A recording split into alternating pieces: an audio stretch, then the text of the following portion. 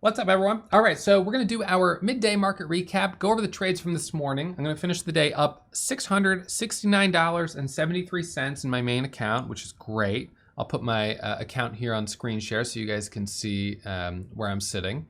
So up $669.73. I'm green on 4 out of the 6 stocks I traded. 1 stock, ISEE, I am exactly break even on, and I'm down $4 on CRC. So today is day 3 of trader rehab for me. Max share size, 2,000 shares, focusing on base hits. And you know what? There's $669 in base hits. And to make it just a little bit nicer, over here in Thinkorswim, I've got another $603. So in fact, I've got about $1,200 today combined, focusing just on base hits. Now, had I been trading in one account, I obviously would have been able to take 4,000 shares because I am trading with small size in Thinkorswim, relatively speaking. I'm not taking 10, 15, 20,000 shares. It shows here that I bought 10,000 shares and sold 10,000 shares, and that was across like 4 trades or whatever it was, 3 trades. I don't remember how many, but in any case, it's 2,000 in, 2,000 out. That's 4,000 shares traded. So, that's how it adds up. So again, focusing totally on base hits to be able to make over $1,000 on 2,000 share positions, or over 600 on 2,000 share positions, trading in 2 accounts at the same time. That's a great day. Now, when I start my small account challenge, there's a good chance that I will still be trading in 2 accounts at the same time, because with a $500 account, I'm not going to make a lot of money during those first couple weeks. And I don't really want to sacrifice the gains by only making $50 or $70 a day for 2 weeks during a market when typically I might be making $5,000 or $10,000 a week. So what I'll do is I'll trade in my my small account, and then I'll trade in the main account. So basically what I'll do is I'll swap out TD Ameritrade. So that one will be gone. I won't be using that account at all. And I'll be using the small account. So this is the one that will stay. So I'll have Lightspeed and my small account, and I'll go back and forth between the 2 of them. Now, obviously, that's like juggling, and that's something that is difficult to do, certainly at first as a trader. Being green in 1 account is difficult. Being green in 2 accounts is hard. Being green in 3 or 4 accounts, I've proven that is very difficult. I tried it last month. You guys saw when I was doing TD Ameritrade, E-Trade, Lightspeed, and my Lightspeed IRA, and I had a couple of days where I took a trade in all 4 accounts, and that trade was a loss. And then I lost 4 times as much as I had wanted because I, took the trade times 4. So that's the downside. Now, right now, that downside is not as bad because I'm only trading in 2 accounts, and both of them are smaller share size. So I'm being a little bit more conservative, trying to keep the emotional level low. And you know what? Today, just like yesterday, today I went into the red by about $150. I went into the red before I finally came out, went green, and worked my way up to $669 of profit with 2,000 shares. That is not bad. That's about 30 cents from the market, right? I got 30 cents out of the market today with 2,000 shares. That's $600, so $669. That's a solid day. I can feel good about that. So let's break down. Let's get into kind of the details of these trades. And we'll sort them. These are sorted by biggest winner right now, but we'll sort them by, we'll start by looking at the gap scanner. So the gap scanner this morning at 9:25 a.m., FPay was our leading gapper. And you can see that I traded that for $59 of profit. So FPay, I bought this one on what I thought was going to be a quick little red to green move.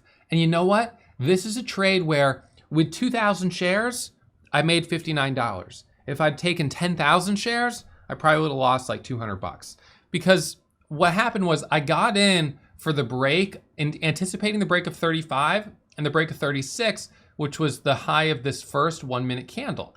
So I jump in at, I think it was 32 or 33. It pops up to 36.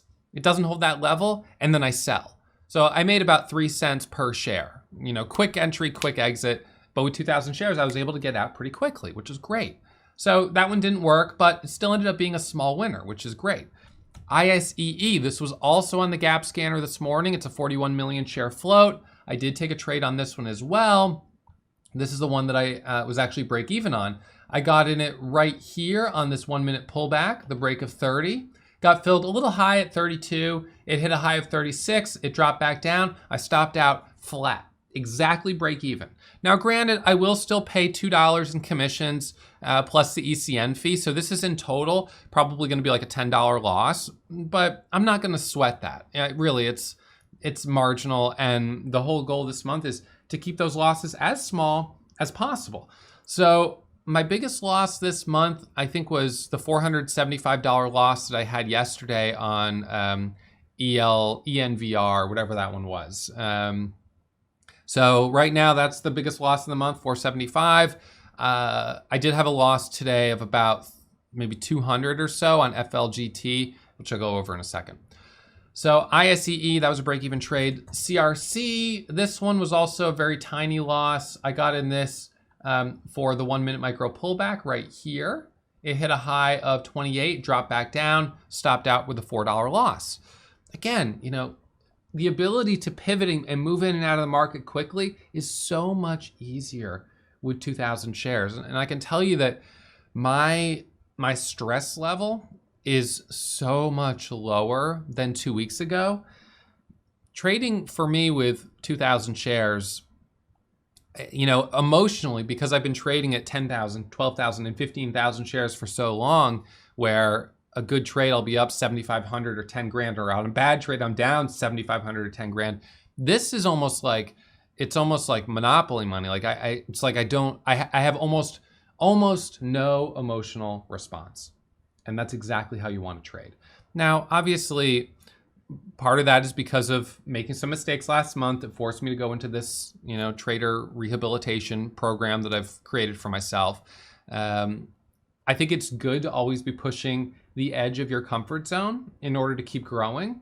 But at the same time, after a period of loss or, you know, a big red day or whatever the case is, when you need to be rebuilding, I do think there's something to be said for having a period where you say, you know what, I'm just going to take it down a notch and bring the stress level down and prove that, you know what, here's a day where trading with, let's say, 4,000 shares between two accounts, or 4,000 shares in just one account rather than 2,002, is a $1,200 green day. $1,200 a day. That's over $250,000 a year. That's a great year as a trader. I mean, it's not as good as any year I've had in recent years, but all things considered, 250 grand is a solid year. And to do it with very little stress, only 4,000 shares, well, you know, there's something to be said for that. So anyways, we've got ISEE, CRC, FPay, SXTC. This was a quick one right off the high day momentum scanner. Didn't hold well, but I thought maybe it was going to do something.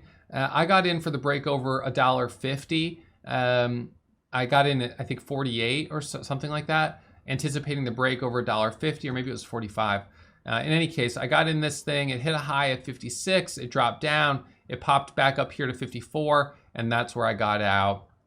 So I sold on that candle right there. Well, let's see. I had 2,000 shares on that. So I guess like 7 cents of profit or so. So that wasn't too bad. It was a decent little trade. Nothing super exciting, but it was okay. And then next one up is RKDA. RKDA, I did better on in my TD account, up $454. You know, in my main account, by the time I was taking this trade, by the time RKDA was breaking out of this consolidation, I didn't feel comfortable buying the dip of this pullback.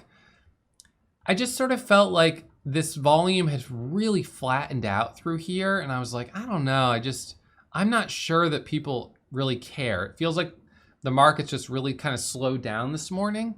So I said, you know what? I'm going to just leave it alone. Well, it breaks over high a day. So I was like, okay, I'll get in for the break a high day. So I got in for the break a high a day, but because I was getting in high, mitigated the risk on that trade with smaller share size. So I took like 1,000 shares. I made 5 cents per share, $50. All right, so I'm like, $50, that's nice. And at that point, I was up 470 on the day, and I just didn't want to, ruin my day. This was 10:35. But it ends up ripping higher. I get back in at 6:15 up here. First 1 minute candle to make a new high, which was kind of like right in this area. I watched 603, it worked. So then at 615, I got in, and on this pop up to 628, that's where I ended up making about $150. So, you know, that ended up being pretty solid, couple little breakout trades there. And in my retirement account, or not my retirement account, my TD Ameritrade account, on that one, I just jumped in first at 6 and then at 620. And I just held both of those trades a little longer.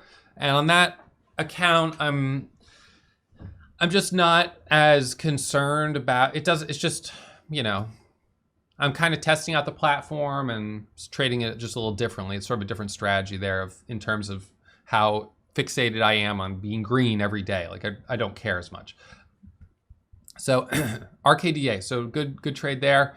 Nice move up to 628. Former runner, history of making big moves, so that made it worthwhile to watch. And then FLGT is the one that I actually went red on.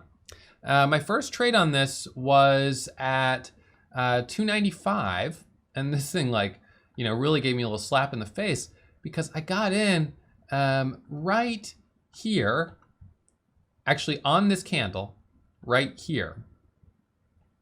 I thought that candle was going to break, so I got in at 86. It then drops all the way down to 1224, and I lose like 300 bucks on it. So I was like, dang it.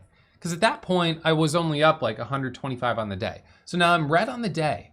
It then rips right back up and goes back to 13. And I was like, you got to be kidding me. So then I got in right here on this candle for the break over 13. And what does it do? It does a false breakout.